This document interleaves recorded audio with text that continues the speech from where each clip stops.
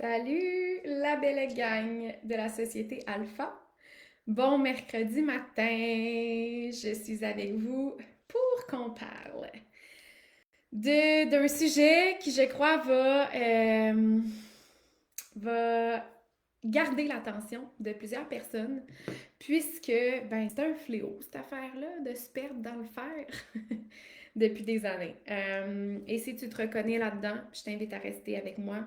Je lance ça à la blague, là, que c'est un fléau, mais c'est réel. C'est réel. C'est réel qu'il y a beaucoup trop de gens qui s'oublient à travers l'action, qui s'oublient en étant des bâtisseurs. Et si tu es dans ce groupe-là, dans la société alpha, c'est que tu aspires à incarner, d'être un humain qui est aussi successful, performant que vivant, bien dans son corps, en paix, esprit ouvert, clarté. Donc, de retrouver l'harmonie corps, cœur, esprit.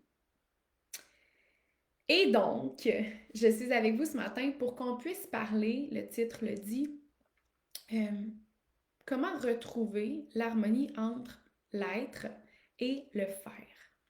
Alors, si tu es là avec moi ce matin, je t'invite à me saluer, te dévoiler en commentaire si c'est nouveau pour toi d'écouter mes lives hebdomadaires. Laisse-moi savoir, écris-moi newbie, newborn, whatever, nouveau dans la société alpha. Si tu es là en replay aussi, laisse-moi savoir. Fais juste laisser un petit cœur pour que je sache que tu es passé par ici. J'aime ça voir des interactions. Quoique, je les vois jamais à l'écran. Il faut toujours que j'aille voir sur mon téléphone. Salut Debbie! Hello Val! Bon matin! Allô Manon! Allô Daphné! Salut Leslie! Hello! Je vois tout le monde sur mon sel. Puis, vous voyez, ça me hype. Ça me nourrit. Parce que vous savez que moi, en ce moment, je vois juste un petit écran. C'est tout. Mais je sais qu'il y a des yeux, je sais qu'il y a des regards, qu'il y a des cœurs, qu'il y a des corps avec moi. Puis j'aime ça vous sentir.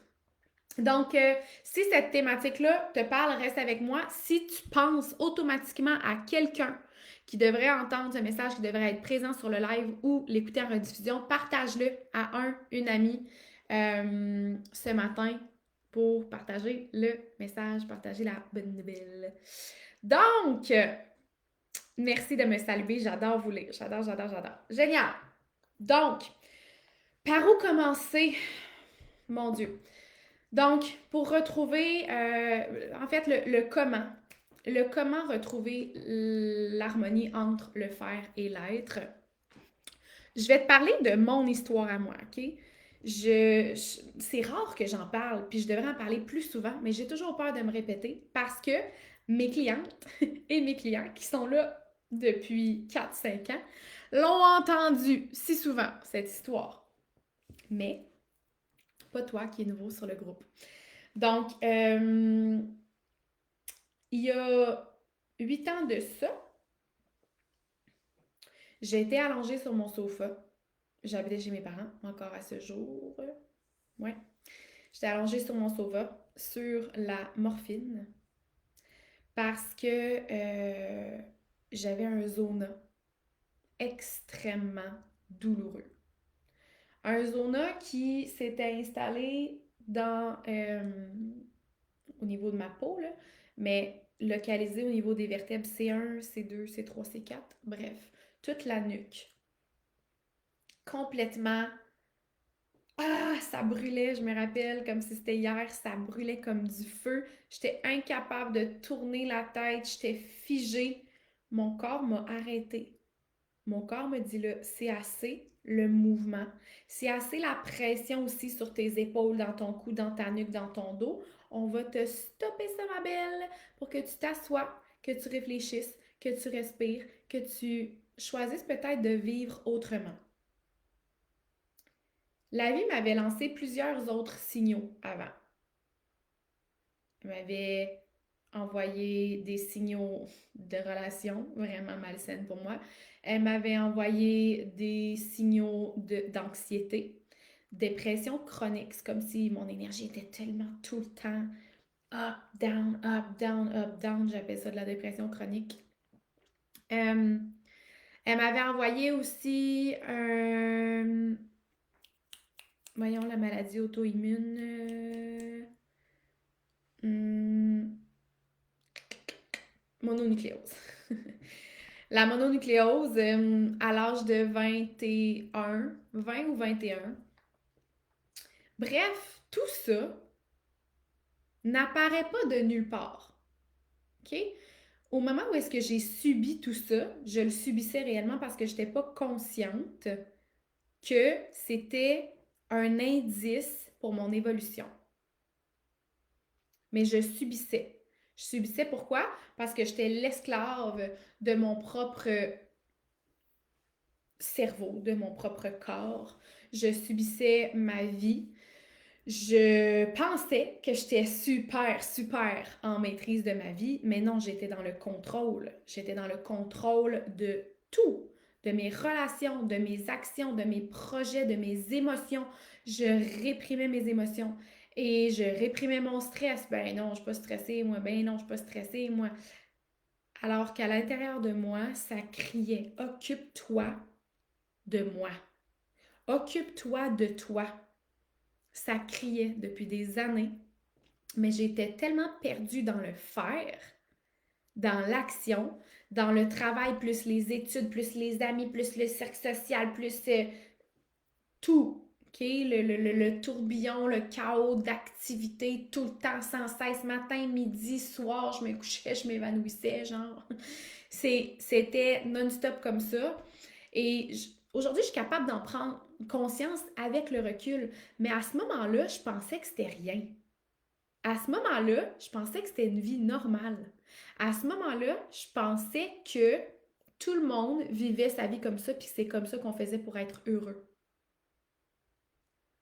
Et pourtant, la vie me déposait sur des plateaux dorés, plein d'occasions de prendre conscience que il y a peut-être quelque chose qui cloche, ma poule. Il y a peut-être something wrong. Et tu frappes un mur. Des fois, il n'est pas assez dur. Tu continues ta route. Tu en frappes un autre. Des fois, il n'est pas assez dur non plus.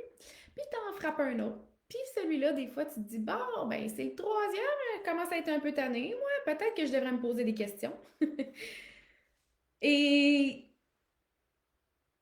je pense pas qu'on peut décider à l'avance de ce moment-là. On le décide dans l'instant présent quand notre corps dit, OK, je suis prêt. Je suis prêt à essayer une nouvelle voie. Je suis prêt à vivre autrement. Je suis prêt à m'ouvrir les yeux sur certaines choses que peut-être j'ai pas compris. J'ai l'humilité de comprendre que finalement, je suis peut-être pas tant en contrôle. J'ai l'humilité de comprendre que peut-être que je suis pas tant en contrôle. Je l'ai répété parce que j'ai l'impression que ça l'a comme fait.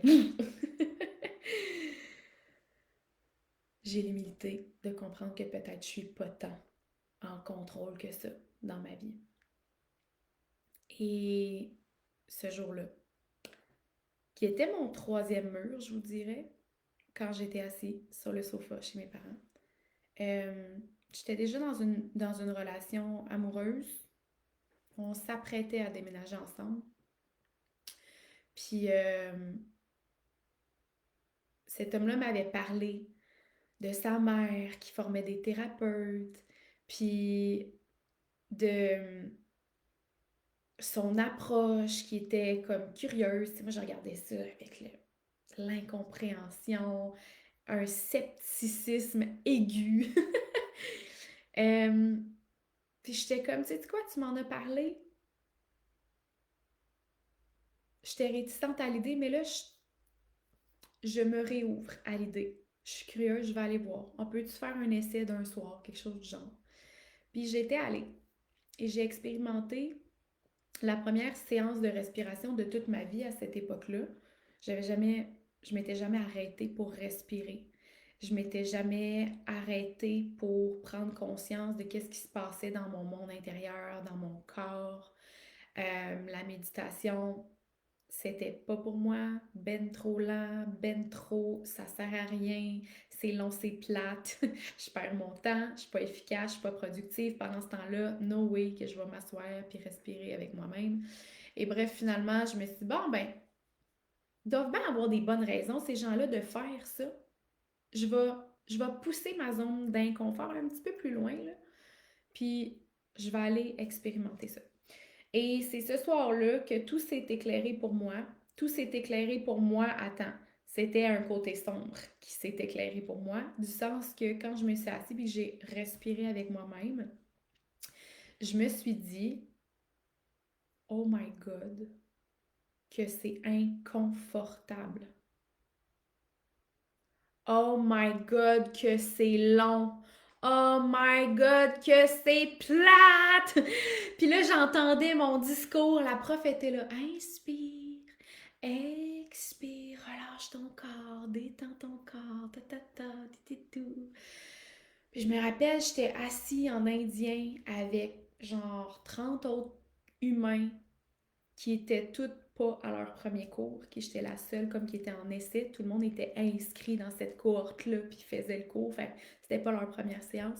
Fait que j'ai été mis dans un groupe qui était plus avancé que moi, disons, niveau spirituellement, niveau connexion au corps, niveau connexion à soi. Et là, ça m'a challengée parce que moi qui est performante, moi qui est justement toujours en contrôle, là, je sentais que j'en avais pas de contrôle. Et je sentais que tout le monde sauf moi avait du contrôle. Et je pense que c'est ça qui m'a poussée à rester. Je pense que c'est mon ego de compétitive, de performante qui m'a poussée à rester dans cette salle-là malgré mon inconfort. Parce que j'aurais pu faire comme no, oui, vous êtes toutes fucking weird, je prends mes choses puis je m'en vais.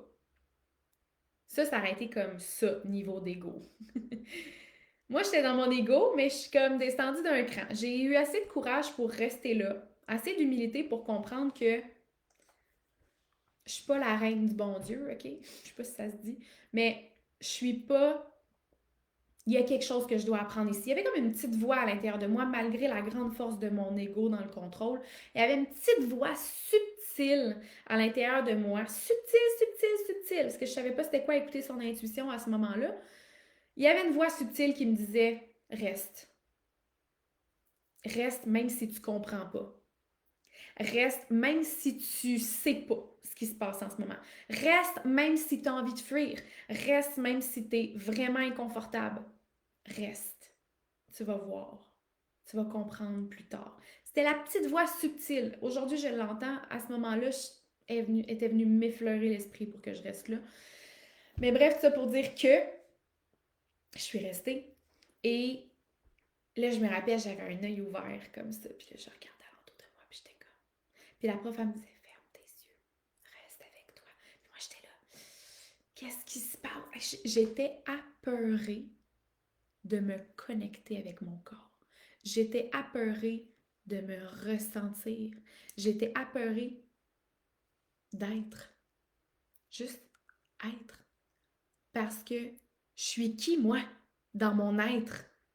J'étais habituée toujours d'être dans l'ego, dans la performance, dans le contrôle, dans l'action, dans les accomplissements, dans les réalisations, dans les projets, dans le brouhaha, dans l'action, dans ça, là! Dans ça en haut!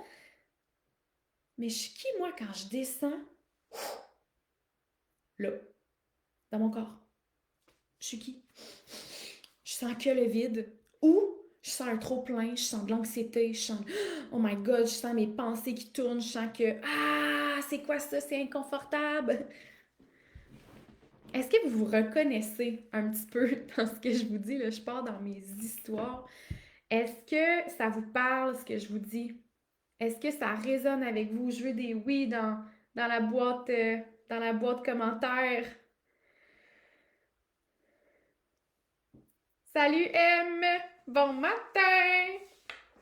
Est-ce que ça vous parle, ce que je vous raconte à propos de cette difficulté à rester dans le corps, à rester dans le cœur, à pas s'enfuir dans l'action?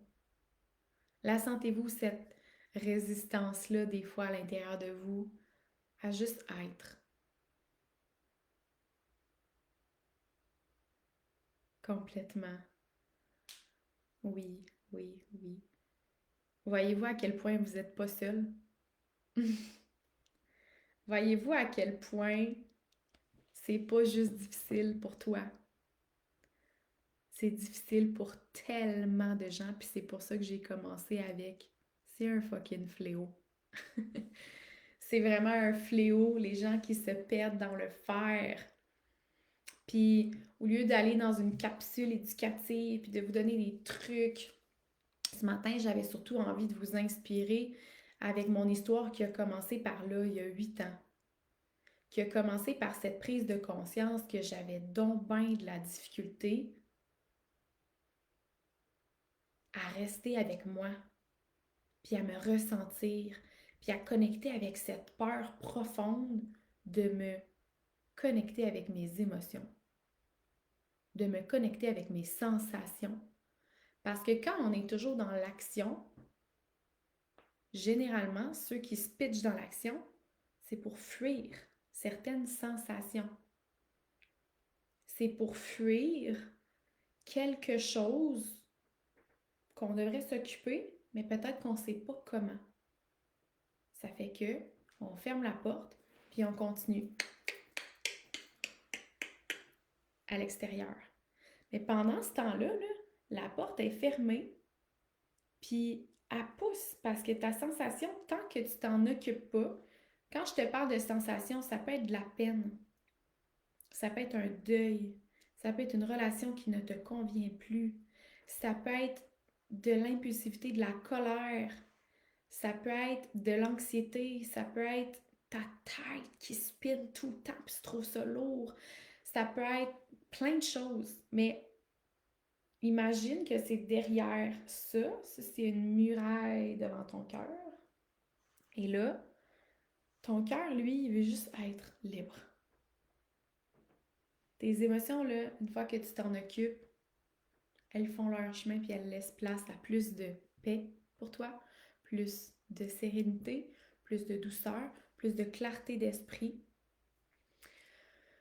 plus de puissance intérieure, plus de réalisation alignée avec toi. Pas juste des réalisations, non, des réalisations alignées, profondément alignées avec toi et nourrissantes. Mais pour ça, il faut que tu saches ouvrir la porte une fois de temps en temps puis faire le ménage. Puis quand t'es tanné, t'as le pouvoir là-dessus, là. Tu peux te dire, OK, moi, tu sais quoi, c'est assez. Je vais prendre ce mollo pour le prochain mois. Puis là, oups! Mais il faut que tu saches comment libérer, il faut que tu saches comment laisser ton cœur parler, comment laisser ton cœur s'exprimer, comment laisser ton corps libérer ce qu'il a besoin de libérer. Et on ne nous apprend pas ça, malheureusement, à l'école. On n'apprend pas ça à la maternelle. On n'apprend pas ça au primaire. On n'apprend pas ça au secondaire. On n'apprend surtout pas ça au cégep et à l'université. Et probablement 1% de la population a cette chance d'avoir des parents très fonctionnels. 1%. Sincèrement, là. Quand je dis fonctionnel, c'est des parents qui sont intelligents émotionnellement, des parents qui ont guéri leur passé, des parents qui sont conscients, des parents qui sont bienveillants, présents, encadrants, qui ont une autorité saine sur leurs enfants, qui leur ont transmis profondément le savoir-être et le savoir-faire. Les deux. Très rare. Okay? C'est pas pour rien qu'il y a autant de gens en difficulté, autant de gens en dépression, autant de gens qui font de l'anxiété, autant de gens qui ont le mal de vivre, autant de gens qui sont épuisés, burn-out, autant de gens qui s'oublient dans l'action. Ils sont pas nés avec ces habiletés-là, on est supposé les développer. Et si personne t'a donné cette occasion de les développer, ben c'est bien normal que tu te retrouves avec tous ces symptômes. C'est absolument normal.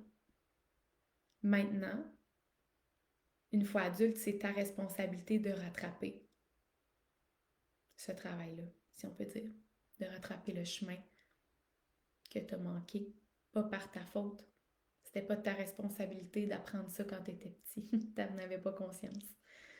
Donc, c'était la responsabilité des adultes, des éducateurs autour de toi. C'était la responsabilité de la société, mais malheureusement, ça ne fait pas partie de notre système d'éducation. Donc, ça devient notre responsabilité à nous de faire de la thérapie, puis on devrait en être fiers. Mon slogan, c'est Therapy is the new sexy. Et je vais continuer de le répéter parce que je pense sincèrement que ce qui rend un humain réellement sexy, c'est que c'est équilibré entre ses deux oreilles, qui a le cœur ouvert, puis qui prend soin de son corps. Corps, cœur, esprit, tout ça ensemble. C'est ça qui rend quelqu'un fucking sexy. Donc, où est-ce que j'étais rendue dans mon histoire?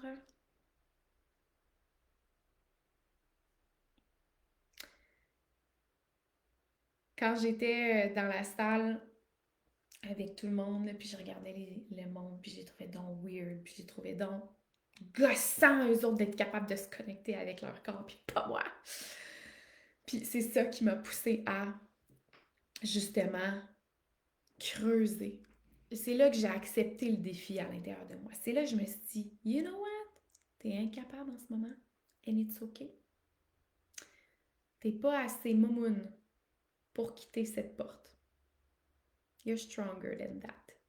Fait que tu vas rester, même si ça fait mal. Tu vas rester peut-être propulsé par ton ego au début, la femme en contrôle qui veut être autant performante que tout le monde. Puis plus les cours ont avancé, j'ai décidé de m'inscrire. Plus les cours ont avancé, plus je me suis dit, wow, ok, là, je comprends pourquoi je suis ici. Puis là, je comprends pourquoi les gens restent.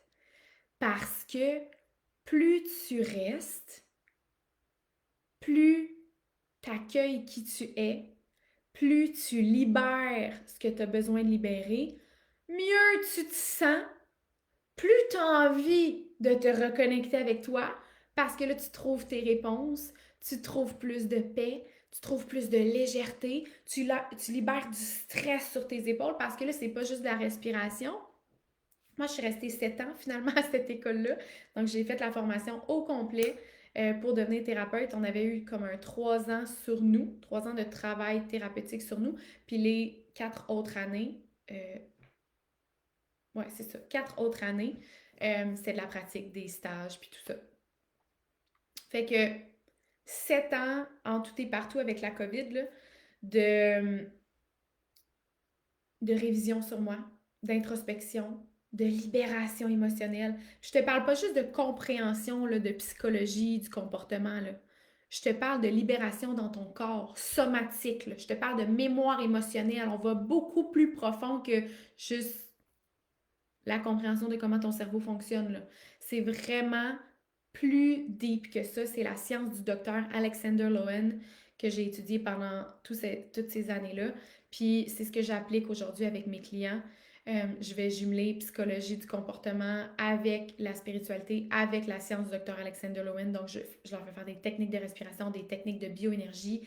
Et ce que ça vient faire, c'est que ça vient dégager le stress de ton corps, tout le stress qui s'est accumulé, tous les non-dits, toutes les tensions, la colère, la tristesse, les deuils, les choses que tu n'as pas pardonnées, les choses que tu n'as pas exprimées, tout ça, là, on fait le ménage.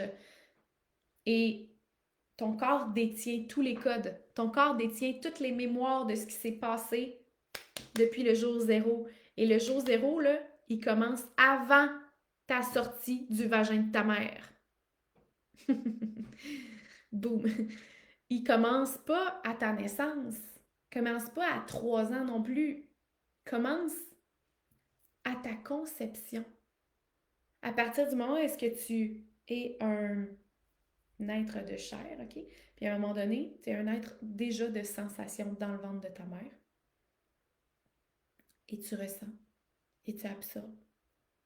Et tu prends conscience. Tu te découvres là-dedans. Dans le ventre de ta mère, avant même de venir au monde, il y a des traumas qui peuvent être déjà subis. Fait que ça pour dire que dans le ventre de la mère, ensuite de ça, les blessures primaires, c'est 0 à 3 ans. L'oralité, le masochisme, le passif-agressif, la rigidité, tout ça, là, les blessures profondes primaires là, se passent entre 0 et 3 ans. Puis après ça, ça se continue. Évidemment, plus longtemps tu restes dans ton environnement d'éducation primaire, plus s'il y a des traumas, ben, ils vont se perpétuer, ils vont s'agrandir, ils vont s'amplifier, ils vont... tu vas te forger de plus en plus dans cette identité-là. Fait que oui, on voit de la psychologie et qu'est-ce qui s'est passé pour qu'aujourd'hui, ton comportement soit X, Y, Z. Mais surtout, on vient prendre soin de ton enveloppe physique qui a retenu toutes ces mémoires-là. Et on vient libérer ça pour que tu te sentes mieux dans ton corps, plus en paix, plus paisible. J'ai des clientes à tous les jours qui me font part de partage, comme quoi leur comportement a changé, comme quoi leur façon de se sentir quand ils se lèvent le matin a changé, comme quoi leur façon de se présenter à leur famille. Tu sais, j'ai une cliente cette semaine, elle me dit, j'avais des funérailles, puis, on s'est surpris, tu sais, à genre s'ouvrir cœur à cœur dans une conversation sur notre enfance, puis tout, puis mon grand-père et tout, tu sais, on s'est fait des longs câlins, puis j'ai dit je t'aime, puis c'est pas des choses que je dis d'habitude. D'habitude, on est dans le contrôle, on est dans le premier niveau, tu sais, puis on va pas nécessairement dans l'intimité, dans la vulnérabilité et tout, puis finalement, elle dit t'as raison, Claude. Je la vois, la différence. Je suis tellement fière de ce que je deviens. Quand tu laisses aller la rigidité, quand tu laisses aller le contrôle, quand tu apprends à être qui tu es au-delà du faire, mais quand vient le temps d'entrer en relation, tu es tellement plus là, tu es tellement plus connecté, tu es tellement plus présent, tu es tellement plus bienveillant, tu es tellement plus nourri de toutes les relations que tu entretiens. C'est plus des relations de surface, c'est des relations significatives qui deviennent tellement nourrissantes. On est des êtres émotionnels, on est des êtres de relation et on a besoin d'apprendre à être davantage et ça passe par la connexion au corps d'abord et avant tout. C'est le message que j'avais à vous livrer aujourd'hui. J'espère que c'est reçu avec autant de puissance que je sens dans mon corps en ce moment. Ça vibre vraiment fort. Alors, je pense que ça a vibré vraiment fort avec vous ce matin. Je t'invite à me partager qu'est-ce que tu retiens de cette transmission-là ce matin. Un mot, une petite phrase dans les commentaires, ça me fait toujours plaisir de vous lire. Si tu as des questions, laisse-moi ça aussi dans la boîte de commentaires. Je vais prendre le temps d'y répondre après mes consultations de la journée. Et si tu es prête, tu es prêt pour ton prochain step, écris-moi HEAL, H-E-A-L, soit dans les commentaires, soit en privé. Et je vais venir me charger de toi, t'expliquer c'est quoi le prochain step et voir si on est des bonnes personnes pour t'aider, mon équipe ou moi, pour t'accompagner dans un processus thérapeutique qui va changer ta vie. À bientôt!